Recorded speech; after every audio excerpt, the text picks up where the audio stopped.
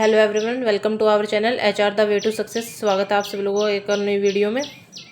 ठीक है, आज की जो वीडियो रहेगी हमारी महाजनपद के ऊपर रहेगी। महाजनपद को बिल्कुल ब्रीफली इस वीडियो में मैं आपको डिफ़ाइन करूँगी, और जो 16 हमारे महाजनपद है, 16 महाजनपद है, उनके बारे में भी कि वो कहाँ पर स्थित हैं और उनकी राजधानी क्या है। ठीक है, महाजनपद महा प्लस जन प्लस पद प्राचीन भारत में राज्य था।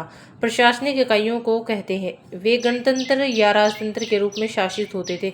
जो महाजनपद होते थे वो गणतंत्र और राजतंत्र के रूप में शासित थे।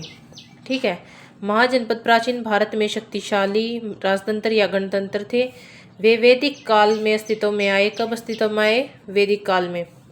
और 6वीं शताब्दी ईसा पूर्व में शक्तिशाली राज्य बन गए। महाजनपद का अर्थ है महान जनपद या महान अक्षेत्र, यानी कि विशाल अक्षेत्र।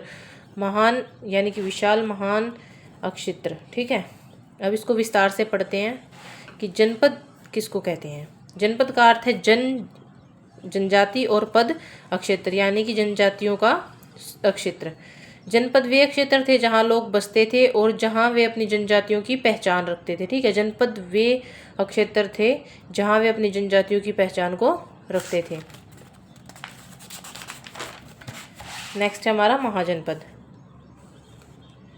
ठीक है, जनपद शक्तिशाली तथा बड़े हुए, यानी कि जो जनपद थे, जो जनजातियों के जो समूह थे, वो शक्तिशाली हो गए और बड़े हो गए, जिनमें शासन करने वाले राजाओं या गणसंघों के साथ राजनीतिक और सामाजिक संरचनाएं विकसित हुई। यानी कि जब जनपद बड़े हो गए और शक्तिशाली हो गए तो उनमें शासन करने वाले राजाओं और गणसंघों को राजनीतिक और सामाजिक संरचनाएं उसमें विकसित हो गई। इन विकसित जनपदों को महाजनपद कहा जाता है। जो जनपद थे जो विकसित हो चुके थे, शक्तिशाली बन गए थे, उन विकसित जनपदों को ही महाजनपद कहा जाता है।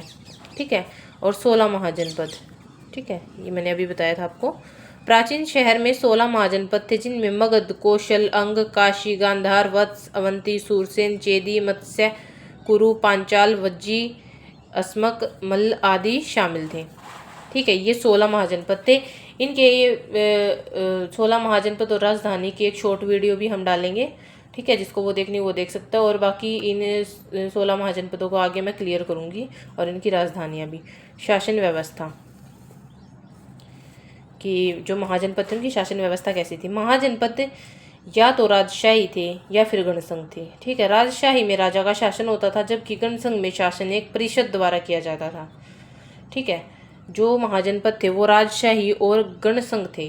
राजशाही में राजा का शासन होता था, गणसंघ में एक परिषद, एक गण द्वारा शासन किया जाता था। अब है सामाजिक और आर्थिक विकास। सामाजिक और आर्थिक विकास। महाजनपदों के समय में कृषि, लोहे के औजारों का उपयोग, शहरीकरण और व्यापार में विकास हुआ था। ठीक है, जो महाजनपदों के समय में कृषि का विकास हुआ, लोहे के औजारों का उपयोग हुआ, शहरीकरण और व्यापार में विकास हुआ। ठीक है, नेक्स्ट है राजनीतिक और सांस्कृतिक प्रभाव। ये महाजनपदों का राजनीति पर और संस्कृति पर क्या प्रभाव पड़ा। महाजनपदों ने उत्तर भारत की राजनीति, समाज और संस्कृति में महत्वपूर्ण योगदान दिया है। इनकी राजधानी के स्थानों ने बाद में महत्वपूर्ण राजनीतिक और सांस्कृतिक केंद्र के रूप में भी काम किया। जो महाजनपद थे ना, 16 महाजनपद थे, इनकी जो राजधानियां थी उन्होंने बाद में महत्वपूर्ण राजनीतिक और सांस्कृतिक केंद्रों के रूप में कार्य किया है। अब है महाजनपद की विशेषताएं। महाजनपद की क्या क्या विशेषताएं होती हैं। ठीक है, राजतंत्रीय या गणतंत्रीय, ये मैंने अभी बताया था। राजतंत्र में राजा का शासन होता है और गणतंत्र में एक परिषद द्वारा शासन किया जाता है। ठीक है, प्रत्येक महाजनपद का एक परिभाषित क्षेत्र होता था, यानी कि प्रत्येक जनपद का एक एरिया निश्चित होता था, जिसे जनपद या राज्य कहा जाता था। ठीक है, अब है राजधानी। अधिकांश महाजनपदों की एक राजधानी होती थी, जो अक्सर एक किले वाली शहर होती थी। यानी कि जो महाजनपदों की राजधानी होती थी ना, वो किले वाला शहर चुना जाता था, ताकि वहाँ पर मीटिंग्स कर सकें। गणतंत्र का जो गण था, जो परिषद था, वो वहाँ पर बैठकर फैसले ले सके। ठीक है, सेना यानी कि आर्मी, मिलिट्री। ठीक है, महाजनपदों के पास अपनी सेनाएं होती थी, जो उनकी शक्ति तथा सुरक्षा का प्रतीक होती थी। जो महाजनपदों की अपनी सेनाएं थी वो उनकी शक्ति का और उनकी सुरक्षा का प्रतीक होती थी। अब हैं 16 महाजनपद। ठीक है, 16 महाजनपद। फर्स्ट है मगध। मगध एक सबसे शक्तिशाली महाजनपद था जिसकी राजधानी राजगृह थी और बाद में उसकी राजधानी पाटलिपुत्र बन गई थी। ठीक है, राजगृह थी और बाद में पाटलिपुत्र बन गई थी। नेक्स्ट है हमारा अंग। अंग मगध के पूर्व में स्थित था जिसकी राजधानी चंपा थी। कहाँ स्थित था? मगध के पूर्व में और राजधानी क्या थी? चंपा। थर्ड है हमारा काशी। काशी मगध के उत्तर पूर्व में स्थित था। किसके? मगध के उत्तर पूर्व में स्थित था जिसकी राजधानी वाराणसी थी। अब फोर्थ है कौशल। कौशल मगध के उत्तर में स्थित था जिसकी राजधानी श्रावस्ती थी। ठीक है, सॉरी। अब फिफ्थ है हमारा वज्जी। वज्जी मगध के उत्तर पूर्व में स्थित था जिसकी राजधानी वैशाली थी। क्या थी? वैशाली। और मगध के उत्तर पूर्व में स्थित था। सिक्स्थ है हमारा मल्ल। मल्ल वज्जी के पश्चिम में स्थित था। वज्जी के पश्चिम में स्थित था और जिसकी राजधानी कुशावती थी। अब सेवंथ हमारा चेदी। चेदी मगध के दक्षिण में स्थित था। मगध के दक्षिण में स्थित था जिसकी राजधानी शक्तिमती थी। क्या थी? राजधानी शक्तिमती। अब एट्थ है हमारा वत्स। ठीक है, वत्स मगध के पश्चिम में स्थित था। कहाँ स्थित था? मगध के पश्चिम में स्थित था जिसकी राजधानी कौशाम्बी थी। क्या थी? राजधानी कौशाम्बी। नाइन्थ हमारा कुरु। कुरु दिल्ली के पास स्थित था। कहाँ स्थित था? दिल्ली के पास स्थित था जिसकी राजधानी इंद्रप्रस्थ थी। इंद्रप्रस्थ दिल्ली का पुराना नाम है। अब टेंथ है हमारा पांचाल। पांचाल कुरु के उत्तर में स्थित था जिसकी राजधानी, दो राजधानियाँ थी, अहिछत्र और काम्पिल्य। पांचाल की दो राजधानियाँ थी। ठीक है, अब है 11th मत्स्य।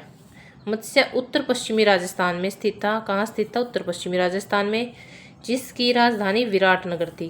क्या थी मत्स्य की राजधानी? विराटनगर। अब 12th हमारा सूरसेन। सूरसेन उत्तर प्रदेश के मथुरा के पास स्थित था जिसकी राजधानी मथुरा थी।